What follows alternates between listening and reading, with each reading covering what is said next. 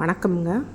நம்ம இன்றைக்கி நெத்திலி மீன் குழம்பு எப்படி செய்கிறதுன்னு சொல்லிட்டு பார்க்கலாம். நெத்திலி மீன் இட்லிக்கு ரொம்ப டேஸ்ட்டாக இருக்கும். இப்போ வாங்க நெத்திலி மீன் இப்போ நெத்திலி மீன் குழம்பு செய்கிறதுக்கு நம்ம என்னென்ன பொருட்கள் தேவையானதுன்னு சொல்லிட்டு பார்க்கலாம்.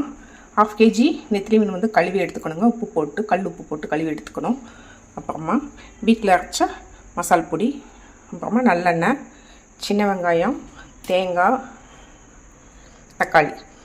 தக்காளி, வெங்காயம், இது தேங்காய் மூணையும் வதக்கிட்டு நல்லா அரைச்சி எடுத்துக்கணுங்க. இப்போ லெமன் சைஸ் அளவுக்கு புளி ஊற வச்சு எடுத்துக்கணும். அப்புறமா தாளிக்க கருவேப்பிலை, இந்த மாதிரி பூண்டு 1-2 தட்டி எடுத்துக்கணும். இவ்வளோதாங்க தேவையான பொருட்கள். இப்போ நம்ம நெத்திலி மீன் குழம்பு எப்படி செய்யணும்னு சொல்லிட்டு போய் பார்க்கலாம். இப்போ அந்த நெத்திலி மீன் குழம்புக்கு நம்ம அரைக்கிறதுக்கு கொஞ்சம் நல்லெண்ணெய் ஊற்றிக்கலாங்க.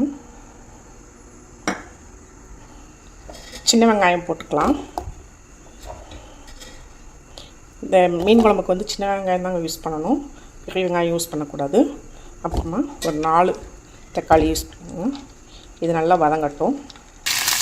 இது நல்லா வதங்கட்டுங்க. இந்த டயத்தில் நம்ம தேங்காவை அரைச்சி எடுத்துக்கலாம்.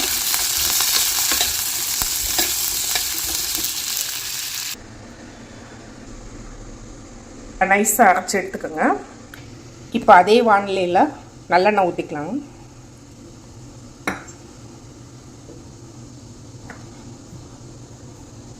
ஊற்றிட்டு கடுகு உளுந்தம் பருப்பு போட்டுக்கலாம்.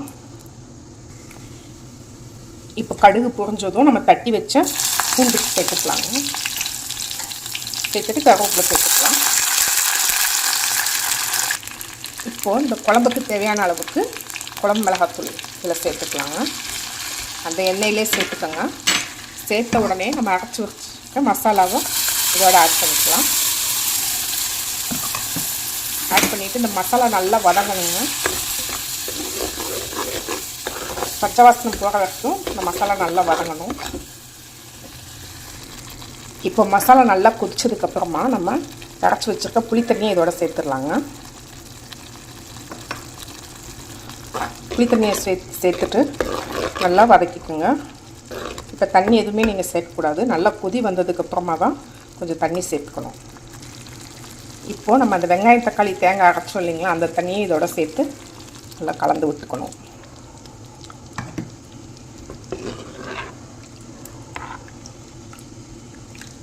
நல்லா கொதி வரட்டுங்க. ஒரு 5 நிமிஷம் நல்லா கொதிக்க விடலாம். இப்போ குழம்புக்கு தேவையான அளவு உப்பு போட்டுக்கலாங்க. கல் உப்பு போட்டுக்கோங்க. இந்த மாதிரி குழம்பு நல்லா கொதிச்சு வரணுங்க. நல்லா ஒரு 5 நிமிஷத்துக்கு கொதிச்சதுக்கப்புறமா மீன் போடலாம். இப்போ இந்த குழம்பு கொதிக்கும் போதே பார்த்திங்கன்னா அந்த நல்லெண்ணெய் வாசனையோட குழம்பு நல்லா ஜம்முன்னு மணக்குங்க. இப்போ இந்த நேரத்தில் குழம்பு நல்லா கொதிக்கும்போது கொஞ்சமாக நல்லெண்ணெய் சேர்த்துக்கணும். இப்போ நம்ம எடுத்து வச்சுருக்க நெத்திலி மீனை இதோட சேர்த்துக்கலாம்.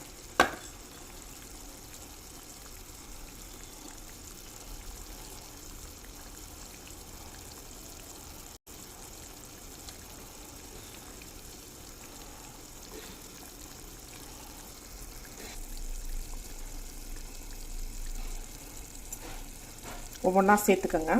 ஏன்னா மொத்தமாக போட்டுறாதீங்க, தனித்தனியாக போட்டால் தான் நல்லா வேகும்.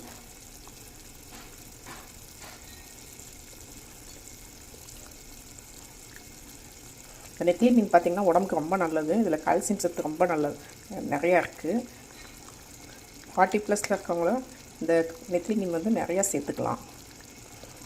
கொலஸ்ட்ரால் இருக்கவங்களுக்கும் இந்த நெத்திலி மீன் ரொம்ப நல்லது.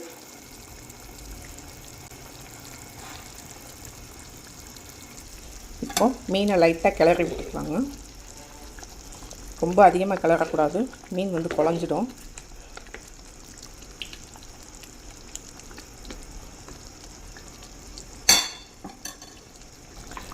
மீன் போட்டதுக்கப்புறம் நம்ம அடுப்பை சிம்மில் வச்சுட்டா போதுங்க, நல்லா வெந்துடும். இப்போது குழம்பு ரெடி ஆகிடுச்சு. இப்போ இந்த குழம்பு நீங்களும் வீட்டில் செஞ்சு பாருங்கள், ரொம்ப டேஸ்ட்டாக இருக்கும். இப்போது நம்ம மீதி நல்லெண்ணெயை இதோட சேர்த்துட்டு அடுப்பை ஆஃப் பண்ணிடலாங்க. நெத்திலி மீன் பார்த்திங்கன்னா இந்த நல்லெண்ணெய் தான் ரொம்ப டேஸ்ட்டாக இருக்கும். மீன் நல்லா வெந்துடுச்சு. இந்த மாதிரி ஸ்டேஜில் இருக்கும்போதே நீங்கள் அடுப்பை ஆஃப் பண்ணிடணும்.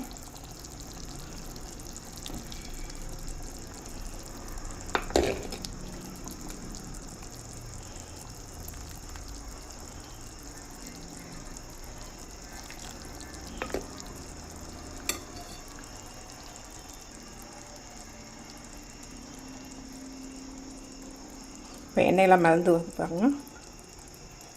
இந்த ஸ்டேஜில் குழம்பு ரெடி ஆகிடுச்சுன்னா